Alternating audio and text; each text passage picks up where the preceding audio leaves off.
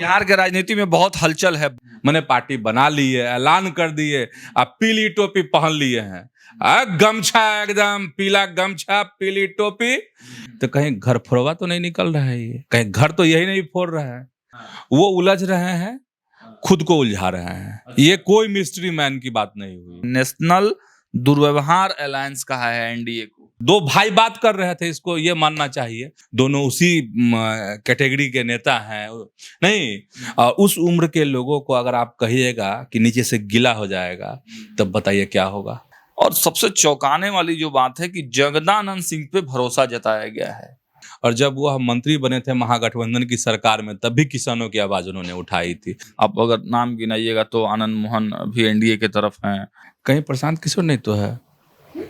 मैंने पीला गमछा किसका है भाई? स्क्रीनिंग कमेटी बनाई गई है, बड़े बड़े नेताओं को जगह दिया गया है। यहाँ से भी एक समाज आउट है। पनोरमा ग्रुप, जो सोचता है वो करता है। नमस्कार, सुबह सुबह आप तमाम दर्शकों का बहुत बहुत स्वागत है। खबरें विद न्यूज हाट देख रहे हैं आप। मैं हूं सागर और मेरे साथ मौजूद हैं न्यूज हाट के सीनियर जर्नलिस्ट चंदन झा। नमस्कार सर। नमस्कार सागर जी। देखिए, एक बड़ी धमाकेदार खबर कल से ही चर्चा में है। तेज प्रताप यादव ने अपनी नई पार्टी का ऐलान तो कर ही दिया और सर न्यूज हाट के खबर पर भी मुहर लग गई है। महुआ से चुनाव लड़ने का भी ऐलान कर दिया है।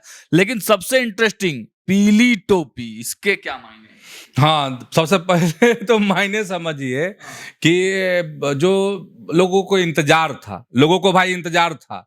लोगों मैंने कौन? जो तेज प्रताप के समर्थक हैं, चाहने वाले, मोहब्बत करने वाले तेज प्रताप से। उनको इंतजार था ना भाई कि तेज प्रताप क्या करेंगे, तो लीजिए, सब कर दिए।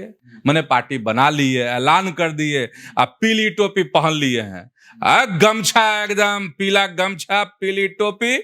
लेकिन जानते हैं, ये पीली टोपी से तो हमारा मतलब दिमाग ठनक गया है। और ये दिमाग जो मेरा कह रहा है क्या पता है? दिमाग मेरा ये कह रहा है कि कहीं प्रशांत किशोर नहीं तो है। मैंने पीला गमछा किसका है भाई? और पीली टोपी किसका है? पीला रंग किसका? तो प्रशांत किशोर, उनकी पार्टी जनसुराज का। तो कहीं घर फोड़वा तो नहीं निकल रहा है, ये कहीं घर तो यही नहीं फोड़ रहा है। एक उधर भड़का रहे हैं। हाँ भाई, देखिए, अब लोग चर्चा कर रहे हैं तो हम क्या कर रहे हैं? हमारा तो बस यही काम है ना कि जो चर्चा होगी आपके कदमों में रख देना है। बड़ा गेम हो जाएगा सर। हम जो दर्शक हैं उनके कदमों में रख देना है उस चर्चा को। तो ये चर्चा आप लोगों को समर्पित कि भाई पीली टोपी क्यों पहने हैं। हाँ, हाँ, तो नई पार्टी का ऐलान तो सब जान रहा था कि जो नई पार्टी का ऐलान करेंगे वो। हम लोग तो मतलब न्यूज हाट तो शुरुआत से कह रहा है कि पार्टी का ऐलान करेंगे, चुनाव लड़ेंगे, महुआ से लड़ेंगे। उन्होंने कह दिया है तेज प्रताप ने कि वह चुनाव लड़ने जा रहे हैं, लेकिन उन्होंने कहा कि निर्दलीय जो है वह चुनाव लड़ेंगे। कहां से? महुआ से। और टीम तेज प्रताप एक प्लेट उन्होंने जो कहा तेज प्रताप यादव ने कि टीम तेज प्रताप एक प्लेटफॉर्म है। हमारी टीम चुनाव में सभी को सपोर्ट करेगी जो युवा पीढ़ी है, लड़ना चाहेगी। आज सबको बुला रहे हैं, युवाओं को। फेल हो जाएगा। बिहार के युवाओं की नई धड़कन समझिए तेज प्रताप। एकदम अब गमछा बदल गया भाई, हरा साइड, ठीक है, सपोर्ट किया जाएगा। यह कहा है किसने? तो तेज प्रताप ने। और कहा इस बार कि पूरी उम्मीद है कि चाचा इस बार सीएम नहीं बनेंगे। जो युवा, शिक्षा, रोजगार और स्वास्थ्य सेवा की बात करेगा वही सरकार बनाएगा। ये बात तेज प्रताप ने कही है। लेकिन ये नहीं कहा कि तेजस्वी सीएम बनेंगे। हाँ, ध्यान में रखिएगा, चाचा नहीं बनेंगे लेकिन तेजस्वी बनेंगे, यह बात भी उन्होंने कही कि हाँ, कि तेजस्वी सीएम बनेंगे कि नहीं। बिहार के राजनीति में बहुत हलचल है, बहुत ज्यादा अब गर्मी महसूस की जा रही है बिहार के राजनीति में, चुनाव नजदीक आते ही आते। थोड़ी मजेदार बात और तेज प्रताप की। तेज प्रताप ने कहा है कि महुआ से चुनाव लड़ेंगे और कहा कि हम पहले ही बोल चुके थे कि हमको लड़ना है महुआ से। जो विरोधी हैं उनको खुजली चालू हो गई है। ऐसे लोग जो हैं गाल खुजलाते रहेंगे और वो महुआ से चुनाव लड़ेंगे। एकदम खुला ऐलान अब तेज प्रताप का। भगावती बिगुल तो पहले ही फूंक दिया था, लेकिन देखिए जब उन्होंने अनफॉलो किया तीनों बहनों को, तब पर भी सर आपने कहा कि अब जो है फाइनल फ्रंट फुट पर आकर तेज प्रताप हाँ खेलेंगे। और हमने यह भी कहा था इसी कार्यक्रम में कि खेल अभी बाकी है। ठीक है, ये पार्टी बन गई है, अब अभी भी खेल बाकी। हाँ, अभी भी खेल बाकी है। देखिए एक चीज देखिए, चीजों को कितना सीक्रेट रखा गया है। ठीक है, एक दिन आप ही लोग 2-3 घंटा बैठ करके चले आए थे निराश होकर के कि भाई पीसी के लिए बुलाए और कुछ कहे ही नहीं। तो आज एकदम सीक्रेट रखा गया प्लान को, किसी को कोई कानो कान भनक नहीं, अल्लाह पार्टी बन गई, एकदम टीम का ऐलान हो गया, जो है टोपी गमछा सब एकदम हो गया। तब समझिए कितनी बड़ी तैयारी है, समझ गए। चलिए, कल हमने एक खबर दिखाई थी आपको इसी कार्यक्रम में, अशोक चौधरी और राजेश राम के बीच में कुछ कहा सुनी जैसा हुआ था। कल कंफर्म पता नहीं चल पाया था कि क्या कुछ हुआ, लेकिन आज हम आपको पूरी खबर विस्तार से बताएंगे। और देखिए, कल शकील अहमद खान राजेश राम के सपोर्ट में आए और अशोक चौधरी को धमका भी दिया। सीधे सर के पास चलते हैं। सर, क्या माजरा है पूरा? देखिए, कल जो अमूमन बात है वो हम लोगों ने दर्शकों को बता दी थी कि विधानसभा खत्म हुआ था और लोग निकल रहे थे, जितने भी विधायक हैं वो, तो उसमें किनकी मुलाकात और झड़प हो जाती है राजेश राम और अशोक चौधरी के बीच में। अशोक चौधरी ने कुछ पुरानी बात याद दिलाई उनको कि बताइए, आप जो हैं नीतीश कुमार को टारगेट करते हैं और आप विधायक कैसे बने थे? अरे भाई, मेरे हाथ पैर जोड़ने के बाद नीतीश कुमार ने वह सीट कांग्रेस को दी थी और आप विधायक बने थे। राजेश राम को पुरानी बात याद दिलाई। इसके बाद राजेश राम भी भड़क गए, बोले कि आपको प्रदेश अध्यक्ष कौन बनवाया? तो हम लोग सोनिया गांधी का पैर पकड़ के बनवाए थे।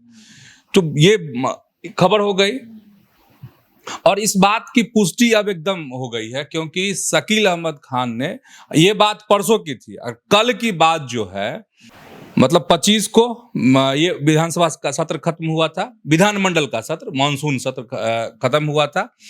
तो ये 25 की ये घटना थी। 26 जुलाई को इस बात की पुष्टि तब हुई जब शकील अहमद खान एकदम गरम मिजाज में आ गए, एकदम गरम, और वह कह रहे हैं कि हमारे प्रदेश अध्यक्ष राजेश राम जी जो हैं एक दलित समाज से आते हैं, उन्हें जिस तरह से सत्ता पक्ष के एक मंत्री ने कहा है या धमकाया या जो भी बात कही है, उस कहा कि यह घोर जो है निंदनीय है और हम लोग इस बात की निंदा करते हैं। और शकील अहमद खान ने कहा कि देखिए, और वो जो मंत्री थे उनका इतिहास कांग्रेस का रहा है और कांग्रेस पार्टी का उन पर बड़ा एहसान है। वह कौन सी पुरानी बातों को लेकर बैठे थे यह पता नहीं, उन्हें खुद अपना इतिहास और अपना आचरण जो है वह मालूम नहीं है, और वही कि हम इसकी घोर निंदा करते हैं। तो मतलब अब दर्शक भी समझ गए होंगे, जो बात हम लोग बता रहे थे वही बात हो गई। जो प्रेस कॉन्फ्रेंस में बात आ गई और निशाना नाम नहीं लिए वो, तो भाई कांग्रेस का किससे पुराना रिश्ता रहा? अशोक चौधरी का। और कॉरिडोर से निकल रहे थे तो बकझक किसमें हुई? तो अशोक चौधरी और कांग्रेस के प्रदेश बिहार के जो अध्यक्ष हैं राजेश राम के बीच में। उनका शादी का सालगिरह भी था, बधाई दे देते हैं। अच्छा, अशोक चौधरी का। हाँ, तो हम लोग शुभकामना दे रहे हैं न्यूज हार्ट की तरफ से उनको, नहीं कि सुखमय हो जीवन। सियासत तो चलते ही रहे, सियासत तो ऐसे ही चलेगा, हम लोग भी ऐसे ही खबर चलाते रहेंगे, नहीं मतलब बताते रहेंगे समय समय पर। तो यही है, मतलब एकदम टारगेट पर आप समझ जाइए। अशोक चौधरी को टारगेट पे ले लिया शकील अहमद खान ने, चेता दिया है कि ये सब चलने वाला नहीं है। अगर इस तरीके से हमारे प्रदेश अध्यक्ष को जो दलित समाज से आते हैं उसको आप चाहिएगा कि हम ये कर दे तो उसको हाँ दबा दे, तो हाँ निंदनीय है। तो भाई दलित अशोक चौधरी है, हाँ अशोक चौधरी भी दलित ही है, ठीक है। तो एक दलित दूसरा दलित, मतलब दो भाई बात कर रहे थे, इसको ये मानना चाहिए। ठीक है, कोई बात उनको अशोक चौधरी को मुद्दा इसको बना दी, चेता दी, धमका दी, तो अब कौन सी बड़ा वर्ड का इस्तेमाल किया शकील अहमद खान ने, नेशनल दुर्व्यवहार अलायंस कहा है एनडीए को। तो ये क्या है सर? अब नामकरण समय समय पे सियासत में नामकरण होता रहता है। आप तो नहीं देखते हैं, कई बार जो है आरजेडी का व्याख्या की जाती है, उसका फुल फॉर्म बनाया जाता है। तो इसे एनडीए का ये लोग बनाए हैं शकील अहमद खां, कह रहे हैं ये जो है नेशनल दुर्व्यवहार अलायंस है। और उन्होंने कहा कि जिस तरीके से अभी विधानमंडल में चीज़ें देखने को मिली, विधानसभा में जो तू मैं हुई, शब्दों की जो मर्यादाएं लांघी गई, उन्हीं के संदर्भ में कह रहे थे कि जो एनडीए है वो नेशनल दुर्व्यवहार अलायंस है। मतलब दुर्व्यवहार कर रहे हैं, इनका कहना था। किनका? शकील अहमद खां का। और शकील अहमद खां जो हैं कहा कि देखिए 2 उप मुख्यमंत्री है बिहार में, और दोनों उप मुख्यमंत्रियों की जो भाषा थी वो अच्छी नहीं थी, अभद्र भाषा थी। और ऐसा लग रहा था सदन में कि कोई बहस नहीं हो रही हो, लग रहा था कि जो कुश्ती हो रही हो। ये शकील अहमद खां कह रहे हैं। कौन कर रहा था कुश्ती? तो उनका कहना यही, दोनों डिप्टी सीएम, मतलब विपक्ष चुपचाप देख रहा था। हाँ, ये देखिए अब असल चीज पकड़े हैं शकील अहमद खां जी।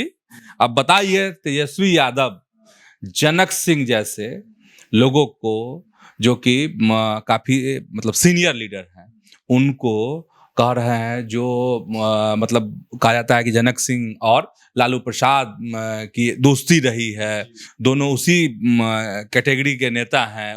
नहीं, उस उम्र के लोगों को अगर आप कहिएगा कि नीचे से गिला हो जाएगा, तब बताइए क्या होगा।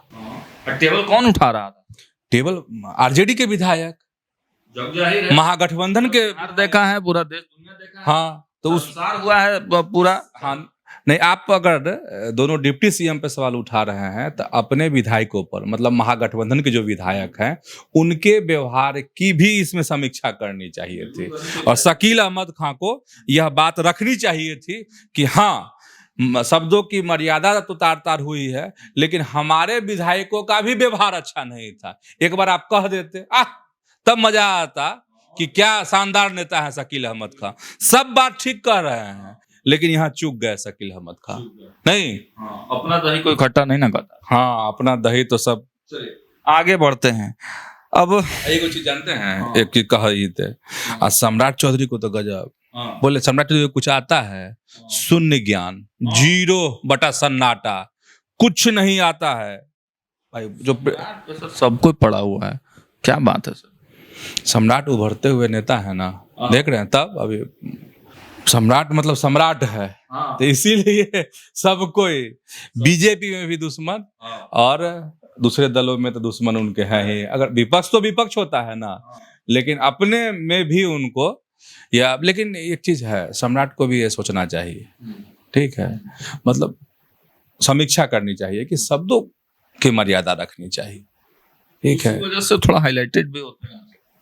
अब एक वीडियो तो वायरल होते रहता है, समय समय पे आपके फीड में आते रहेगा, जिसमें सम्राट चौधरी खुद कह रहे हैं कि देखिए ना, एक नेता को हमने इतना कहा, जो शब्द वो कहते हैं वो हम नहीं कह सकते। एक नेता को हमने इतना कहा, इतना कहा कि देखिए, ठीक है। तब पता नहीं सम्राट जो, मतलब शब्दों की मर्यादा सबको रखनी चाहिए, ठीक है। भाजपा में अमूमन रखा भी जाता है, कल्चर तो है भाजपा, लेकिन इन दिनों जो है टूटी है। हाँ, मर्यादा टूटी है, और ये सबको खलता है कि हाँ, सबको खलता है।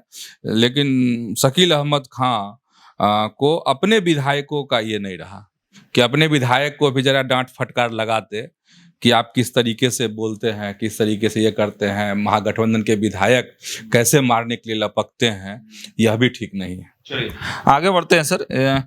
बात हो रही थी महागठबंधन की, तो राजद की चर्चा कर लेते हैं। राजद में राष्ट्रीय कमेटी का गठन हुआ है, प्रकोष्ठों के भी कई अध्यक्ष बदले गए हैं, और सबसे चौंकाने वाली जो बात है कि जगदानंद सिंह पे भरोसा जताया गया है, वाइस प्रेसिडेंट बना दिया, national vice president. Shivanand Tiwari को जगह नहीं मिला है, तो क्या कुछ खास है? देखिए, एक चीज आपको समझना चाहिए कि जगदानंद सिंह को पर भरोसा नहीं जताने की कोई बात ही नहीं थी। तो ने कह भी दिया था कि बड़ी जिम्मेदारी मिलेगी, तो बात यह क्लियर थी कि उनको कोई जिम्मेदारी मिलेगी। तो राष्ट्रीय उपाध्यक्ष वाली जिम्मेदारी मिली है, लेकिन क्या कर लेंगे जगदानंद सिंह? क्या हम क्या कर लेंगे? लालू प्रसाद के सामने में, तेजस्वी यादव के सामने में जगदानंद सिंह क्या कर लेंगे? कुछ नहीं कर पाएंगे। एक नंबर। दूसरी बात ये रही कि राष्ट्रीय जगदानंद सिंह के बारे में देखिए, जितनी समझ राजनीति की है और जितना महसूस करते हैं, भाई आम आदमी के तौर पे भी आप कुछ महसूस करते हैं ना, उसमें जगदानंद सिंह का गंगा के उस पार प्रभाव नहीं दिखता है। अच्छा, मिथिलांचल में तो नहीं दिखता है, तो बिल्कुल नथिंग, जीरो। गंगा के उस पर रघुवंश बाबू जब तक थे तब तक तो हाँ, रघुवंश बाबू का था, और रघुवंश बाबू का वैशाली, मुजफ्फरपुर ये सब था, और कुछ जिलों में उनके कुछ समर्थक कह सकते हैं, उनके प्रशंसक कह सकते हैं, क्षेत्र आप कह सकते हाँ तिरहुत कह सकते हैं, लेकिन मिथिलांचल के इलाके में उनका भी बहुत ज्यादा नहीं था। हाँ, आप कोई जात के नाम पे लोग ये हो तो ये है, लेकिन रघुवंश बाबू का अपना एक अलग था। शाहाबाद का इलाका लोग कहता है, लेकिन जो नजदीक से समझते हैं शाहाबाद की राजनीति को, जो पुराने लोग हैं, कहते हैं कि नहीं, पूरा शाहाबाद में भी नहीं प्रभाव है जगदानंद सिंह का, एक खास इलाके में, कैमूर, भभुआ, मोहनिया, हाँ इस इलाके में, हाँ इस इलाके में प्रभाव है। और कई बार तो बेटा हार गया, हाँ, लेकिन एक बेटा तो सांसद भी तो बन गया बक्सर से, ठीक है, तो उस इलाके में प्रभाव आप कह सकते हैं। और एक राजद के बड़े नेता हैं, नाम लेना उचित नहीं होगा, और जब ये प्रदेश अध्यक्ष थे, आज खूब ये चर्चा चलती थी कि अब हटा दिए जाएंगे, तो उस समय में व्यक्तिगत बातचीत में उस नेता ने बताया था कि देखिए, राजपूत नेता के तौर पे जगदानंद सिंह को उभरने का बड़ा मौका मिला था जब प्रदेश अध्यक्ष बने, तो चाहते तो अपना जो है दायरा बढ़ा सकते थे, लेकिन वो बढ़ा नहीं पाए। मतलब हाँ, समाजवादी ही रह गए। हाँ, समाजवादी, भाई समाजवादी का दायरा बहुत है ना। तब कर्पूरी ठाकुर कहाँ के थे? मिथिलांचल के ही न थे, समस्तीपुर के ही रहने वाले थे ना। पितौजिया अब कर्पूरी ग्राम हो गया है, तो समाजवाद का दायरा तो मिथिलांचल में बहुत मजबूत रहा है। इतिहास बहुत मजबूत रहा है समाजवाद का, वहाँ एक से एक धाकड़ नेता हुए हैं। मतलब हम ये कह रहे हैं कि अपना बहुत पकड़ नहीं बना सके ये, तब क्यों नहीं बना सके, ये सब तो बहस का दूसरा एंगल हो सकता है इस पर। राजद में सर कितना दायरा बढ़ेगा सर? डिसीजन तो किसी और को लेना है, चेहरा तो मुखौटा होता है, तो सही। क्षेत्रीय पार्टियां हैं, राजद ही इकलौती नहीं है, जो भी क्षेत्रीय पार्टियां, हाँ, मतलब पॉकेट की पार्टियां, हाँ कितना, हाँ उसमें तो एक ही ना सुप्रीमो जो कहेंगे, चाहे वो कोई भी पार्टी हो। और एक तो ये बात हो गई। कार्यालय में अगर बात करें सर, कार्यालय में चूंकि हम लोग भी जाते आते रहते थे, नजदीक से उनको देखा है हम लोगों ने, तो एक डिसिप्लिन मेंटेन करके एक माहौल बना के जरूर रहते थे। डर मतलब रखते थे, जो आम कार्यकर्ता थे डरते थे उनसे। अनुशासित हाँ, अनुशासित जीवन है उनका। और एक चीज देखिए, अगर जिस तरीके से ऐलान किया गया था कि कोई बड़ी जिम्मेदारी दी जाएगी, अगर नहीं दिया जाता तो सवाल उठता। मतलब आरजेडी को घेरने की कोशिश होती, लालू प्रसाद को भी और तेजस्वी यादव को भी मंच से एनडीए के नेता इस पर घेरते, राजपूत एंगल भी जोड़ा जाता, राजपूत एंगल भी जोड़ा जाता, और राजपूतों को साधने की कोशिश ही है। हाँ, जगदानंद सिंह को जो राष्ट्रीय उपाध्यक्ष बनाया गया है, तो ये कोशिश है। तो इसीलिए हम प्रभाव क्षेत्र इसलिए बता रहे थे कि बहुत ज्यादा इससे प्रभाव नहीं पड़ेगा। मतलब आरजेडी को उम्मीद है कि आरजेडी तोड़ लेगा क्या राजपूत वोटरों को, लेकिन लगता नहीं है। अभी के जो माहौल दिख रहे हैं, तो उसे चुनाव में अभी वक्त है, मान लीजिए कुछ ऐसा और बदलाव हो जाए। काफी बड़े नेता राजपूत समाज से हैं, आप अगर नाम गिनाइएगा तो आनंद मोहन भी एनडीए के तरफ हैं, बाकी और भी जो नीरज सिंह बबलू हो गए, रूडी हो गए, बड़े राजपूत नेता संजय सिंह हो गए, सब तो उधर ही दिखाई दे रहे हैं। और महाराजगंज के जो सांसद हैं जनार्दन प्रसाद सिगरीवाल, ये भी तो मजबूत है ना भाई। और प्रभुनाथ सिंह का पूरा परिवार अब देखिए एनडीए की तरफ है, जदयू की तरफ है, तो माहौल तो है ना। राजपूतों में बहुत सारे नेता हैं जो जदयू की तरफ हैं, तो ठीक है, अपनी दोस्ती निभाई है लालू प्रसाद ने जगदानंद सिंह के साथ, इसको ये कह सकते हैं। प्रभाव कितना होगा तो वक्त बताएगा, और हम कह ही रहे हैं कि माहौल अभी चुनाव में अभी समय है, तो हो सकता है कि कुछ ऐसा बदलाव हो तो कहीं लाभ मिल जाए, लेकिन अभी दिखता नहीं है वैसा। उनके पुत्र सुधाकर सिंह को किसान प्रकोष्ठ में जगह दिया गया, अध्यक्ष बना दिया गया है। बहुत प्रभाव वाला नहीं है वैसे। किसानों को लेकर लगातार सुधाकर सिंह जो हैं एकदम आवाज उठा रहे हैं, पटना से लेकर दिल्ली तक। और जब वह मंत्री बने थे महागठबंधन की सरकार में, तब भी किसानों की आवाज उन्होंने उठाई थी, सजा भी उनको भुगतना पड़ा, इस्तीफा भी देना पड़ा था मंत्री के पद से, कृषि मंत्री के पद से। तो ये है तो अब देखना होगा कि किस तरीके से किसानों की लड़ाई लड़ते हैं सुधाकर सिंह, ये तो देखने वाली बात होगी। सबसे बड़ी बात आपको बोले कि ब्राह्मण साफ, माने आनंद तिवारी कट गए। हाँ कट गए, उनके बदले किसी को नहीं जगह नहीं मिली, तो ब्राह्मण साफ मतलब ये है कि आरजेडी में A to Z का समीकरण अधूरा। ब्राह्मण को नहीं रखे तो फिर बचा क्या? हाँ तो जेड नहीं हुआ, ठीक है, या ए कह लीजिए, ए नहीं हुआ, ये कह लीजिए या जेड कह लीजिए, हाँ नहीं हुआ। चलिए सागर जी दूसरा आगे बढ़ते हैं अब हम लोग। जब राजद की बात की तो सर कांग्रेस की भी बात एक बार फिर से कर लेते हैं। स्क्रीनिंग कमेटी बनाई गई है, बड़े बड़े नेताओं को जगह दिया गया है, यहाँ से भी एक समाज आउट है, एक नेता आउट है, अखिलेश प्रसाद सिंह। हाँ देखिए ये भी बड़ी खबर कह लीजिए, मतलब बड़ी खबर भी और कांग्रेस की अपनी बड़ी तैयारी भी। अब कौन कौन है भाई स्क्रीनिंग कमेटी में? आपको जो 3-4 प्रमुख नाम है, अजय माकन है वो चेयरमैन होंगे, और परिणीति शिंदे हैं वह मेंबर होंगी, इमरान प्रतापगढ़ी हैं वो मेंबर हैं, और कुणाल चौधरी भी मेंबर हैं। तो लोगों को उम्मीद थी कि स्क्रीनिंग कमेटी बनेगी, और स्क्रीनिंग कमेटी के चुनाव के वक्त में एक बड़ी धमक होती है। तो अखिलेश प्रसाद सिंह, लग रहा था कि अखिलेश प्रसाद सिंह को इसमें शामिल किया जाएगा, तो अखिलेश प्रसाद सिंह चूक गए या उनको किनारे कर दिया गया। अब जो मानना है आप लोग अपना मान लीजिए, लेकिन आहिस्ते आहिस्ते एकदम सही में काटा जा रहा है अखिलेश प्रसाद सिंह का। अब धमक खत्म है अखिलेश प्रसाद सिंह का, ठीक। फ्रेम में भी अब नहीं दिखते। हाँ फ्रेम में कैसे दिखेंगे? दिल्ली के फ्रेम में कभी कभी दिख जाते हैं। इसी गहमा गहमी के बीच चिराग पासवान की भी चर्चा सर थोड़ा सा कर ही लेते हैं, क्योंकि चिराग पासवान ने भी एक ऐसा बयान दे दिया है जिससे एनडीए में खलबली है, और उसका जवाब जदयू दे रहा है। तो इसके आगे अब क्या, चिराग रहेंगे ना एनडीए में? देखिए जो चिराग पासवान की बात है, जरा समझना पड़ेगा। चिराग पासवान ने फिर से अपराध को लेकर सरकार को निशाने पे लिया और अफसोस जताया कि मुझे इस बात का दुख है, अफसोस है कि मैं ऐसी सरकार का मैं समर्थन कर रहा। तो उसमें सवाल नंबर 1 ये कि चिराग पासवान समर्थन तक कर रहे हैं, उनकी हिस्सेदारी कहाँ है? कौन है हिस्सेदार? कोई हिस्सेदार बिहार में तो कोई हिस्सेदार नहीं, कोई विधायक नहीं, कुछ नहीं, ठीक है, नंबर 1। अब नंबर 2 बात देखिए कि इनको जवाब भी मिला है, जीतन मांझी ने जवाब दिया है, वो बोले कि हम तो खुश हैं इस सरकार से, नीतीश की सरकार से, हम संक्षेप में बता रहे हैं। और जदयू ने आईना दिखाया है और रास्ता भी दिखाया है कि यहाँ नहीं मन लग रहा तो सड़क लीजिए, निकल लीजिए कहीं और, पीड़ा का कोई इलाज नहीं है जो पीड़ा उनको है। हालांकि जदयू ने कहा कि अगर कोई अपराध है तो यहाँ उसका इलाज भी है, मतलब कार्रवाई भी होती है, लोग पकड़े भी जाते हैं, सजा भी होती है। अब लेकिन ये हम लोग बार बार तमाम नेताओं से सवाल कर रहे हैं कि एनडीए में रार है, एनडीए में रार है, एनडीए में रार है, और वाकई में जिस तरीके से चिराग कह रहे हैं या सरकार को निशाने पे ले रहे हैं, तो उसे यही लगता है कि एनडीए में सब कुछ बेहतर नहीं है। हो सकता है कि सीटों के लिए पॉलिटिक्स हो, दबाव की राजनीति हो, मतलब जो भी कुछ है, कुछ न कुछ तो गड़बड़ है।